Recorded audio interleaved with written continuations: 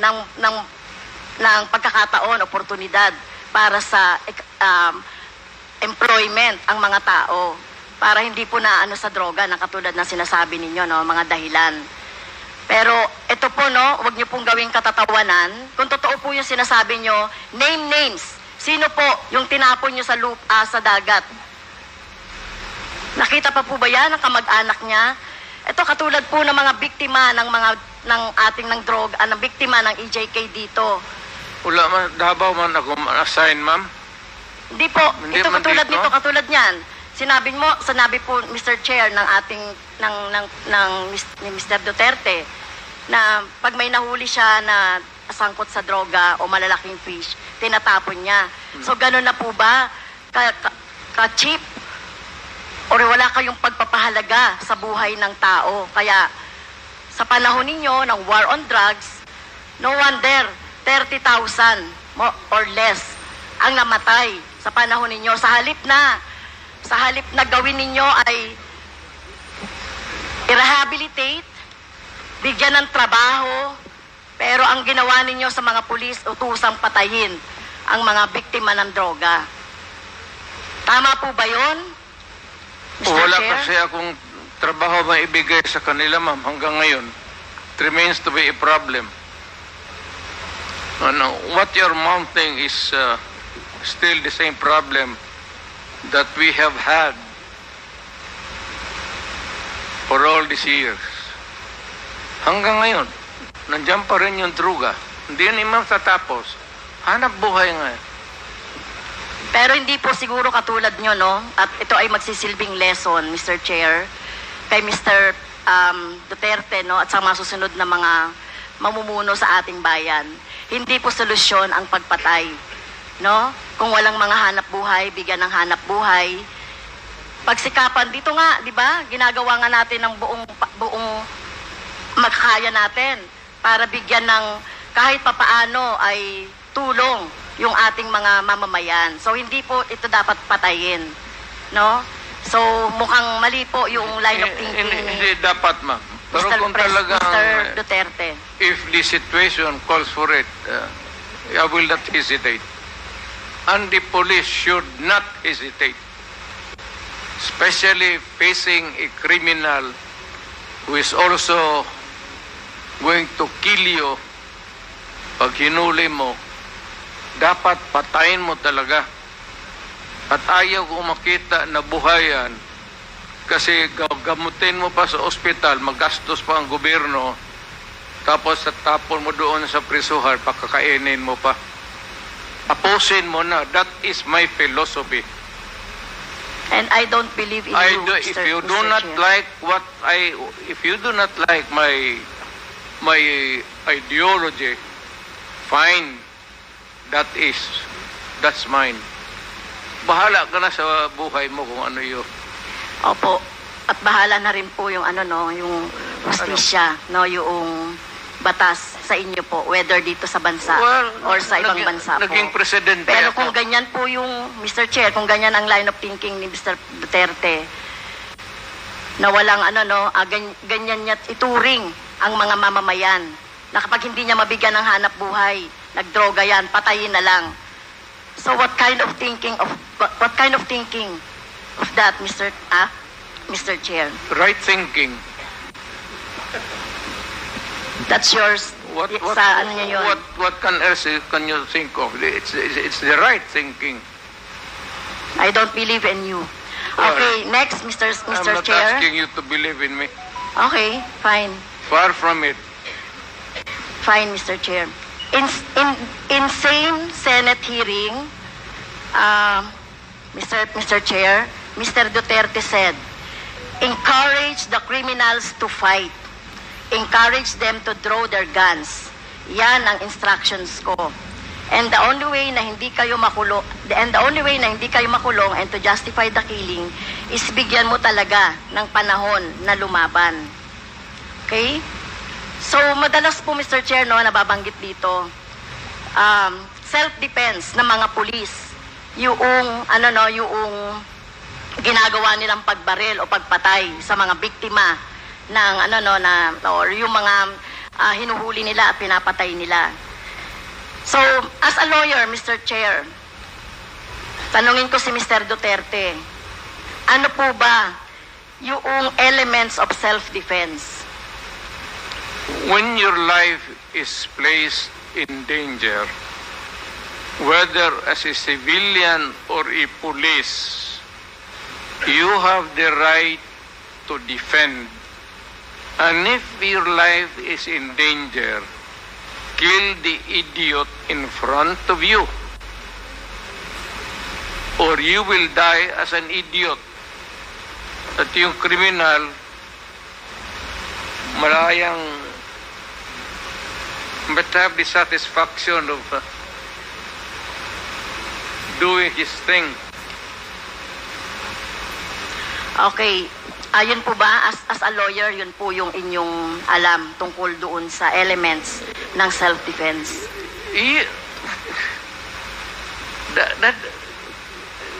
Ibang ano ma'am, performance of duty, yung self-defense, elements of self-defense, kasali yan doon sa, it also at favors the policeman or soldier.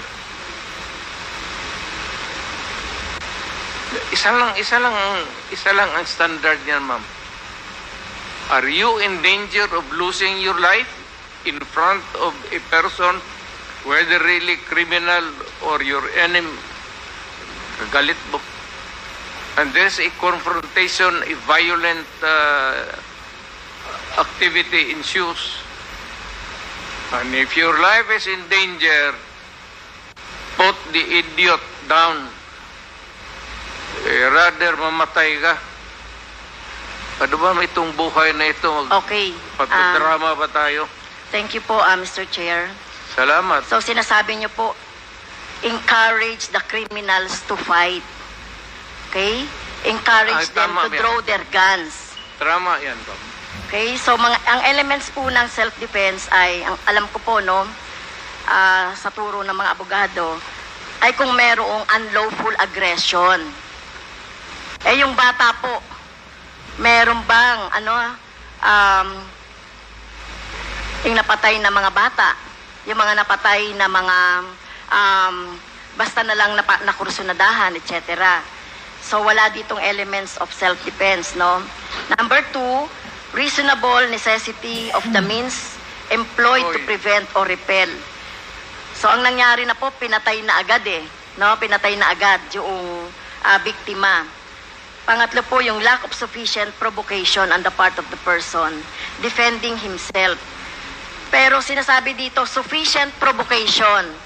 Mr. Chair, mismo nga sa presidente, dating presidente, si Mr. Duterte, sinabi mo na nga sa instructions mo doon sa inyong mga pulis, encourage the criminals to fight, palabanin.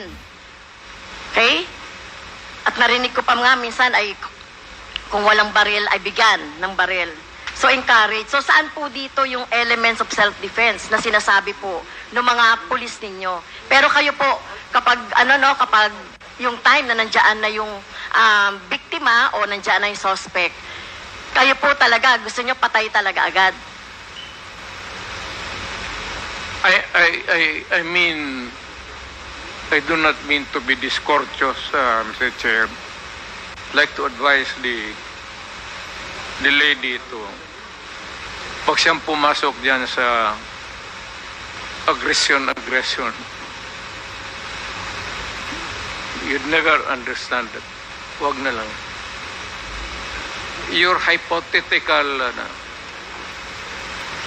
Hindi, Mr. Chair, si Mr. Duterte mismo nagsabi patayin agad. Wala bang pagkakataon na mabigyan ng mabigyan ng pagkakataon yung suspect or yung gustong mahuli? Ang concept niya talaga patayin agad ang mga kriminal o yung mga addict o yung mga pusher. Pero ang tanong ko nga, hindi nyo ginawa yan sa mga drug lords. Okay? Hindi kayo nang huli ng mga manufacturer ng drugs. Pero yung mga maliliit, ganyan ang tingin ninyo, yung mga kriminal na sinasabi ninyo. Ganyan niya tratuhin. Ganon ako gagago? Excuse me, Tingin mo, point of order. ganun ako gagago? Point of order, Mr. Chair. Kanina sinabihan na natin na may rule na bawal gumamit ng malaswang salita or hindi magandang salita. I'm using a word. Ganon, am I that stupid? English yan. Ang Tagalog niyan is ganon ako gagago?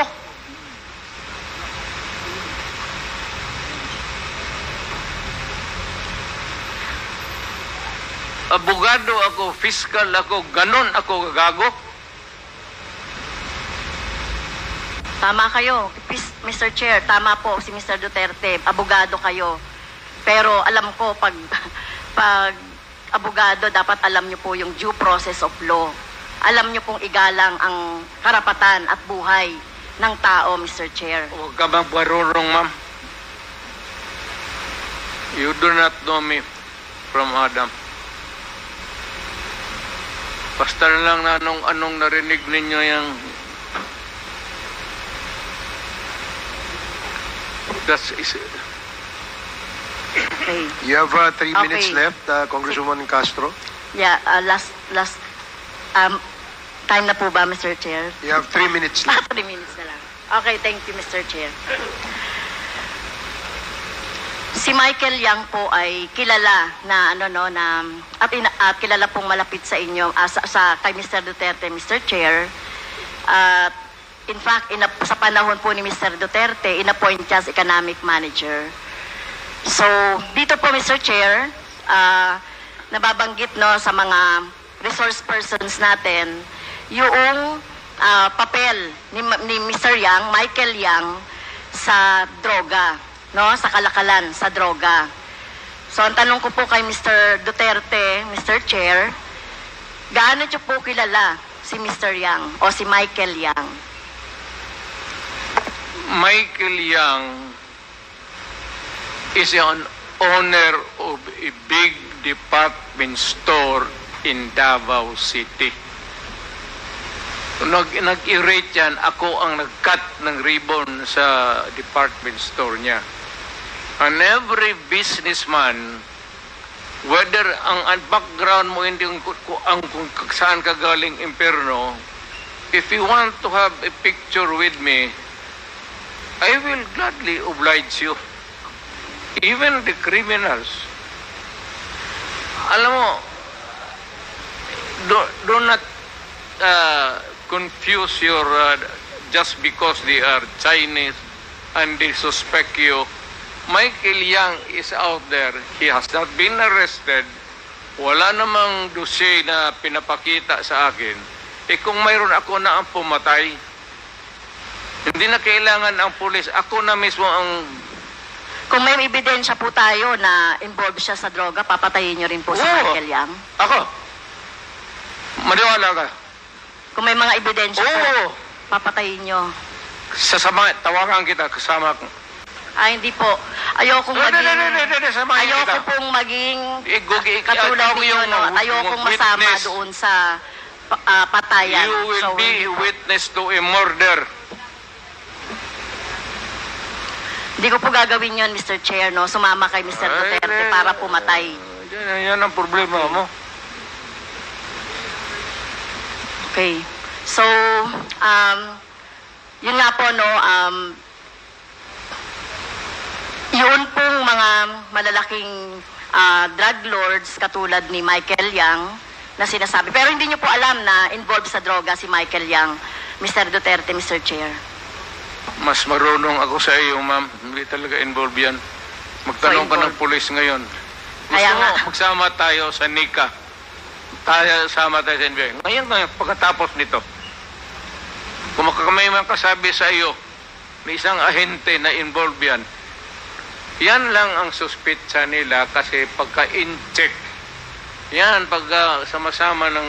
Hindi po. I beg to disagree, Mr. Chair. Tayo po nirerespeto po natin ang citizenship. Tayo po marami pong mga... hindi po tayo against sa mga in-check. No, hindi po tayo against sa mga sinasabi nating Chinese. Lalo na kung Chinese Filipino yan, na wala namang ginagawang krimen dito sa ating bansa. Kaya ang tinutukoy lang po natin yung mga involved sa krimen na mga nababanggit po no, dito sa ating hearing ng Quadcom. So, sana po, no, nung panahon ninyo po, dapat ang ikinulong at kung yung pinapatay instead ng mga mahihirap ay yung mga drug lords. Kaso wala kayong nahuling drug lords sa panahon ninyo. Si Michael Yang nandito pa. Hindi pa hinuli. At bakit siya hindi nahuli? Anong ginagawa na itong magkagong pulis pati? Alam niyo po ba kung nasaan si Michael Yang? Nasa Davao, either dito, nasa Davao, may malaking tindahan yan. Negosyante yan. Lahat ng negosyante na Chinese, natural born dito sa Pilipinas o from China, pagka dumikit sa akin yan, politiko ako, ma'am. Para sa akin, boto. At contribution sa eleksyon. Pera.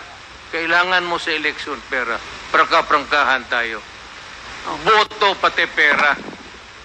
Kung may maglapit sa amin na ganon, at wala namang ebidensya na nagkakalat sa harap mo, pero ako, pagka sigurado ako na ganon kayang sinasabi mo ngayon, ako mismo ang gogorgor sa tao na yan. Okay. Wala akong pasensya dyan sa mga ganon. So, do not worry. Last question. Last I question. love my Last country question na po, more Mr. than Chair. anybody else in this room. Dahil hindi po ako nasatisfy doon sa sagot ni Mr. Duterte, kaugnay doon sa, kasi gusto nating maturuan yung ating taong bayan, about doon sa, laging inaargumento na lang, self-defense, or whatever, o yung pag-encourage ng mga criminals to fight. So, pwede bang matanong si Ma'am, Attorney I Neri? am not here to satisfy you. Attorney Neri, Mr. Chair, to explain the elements of self-defense at bakit hindi pasok dito yung mga arguments ni Mr. Duterte. Thank you. Thank you, Mr. Chair.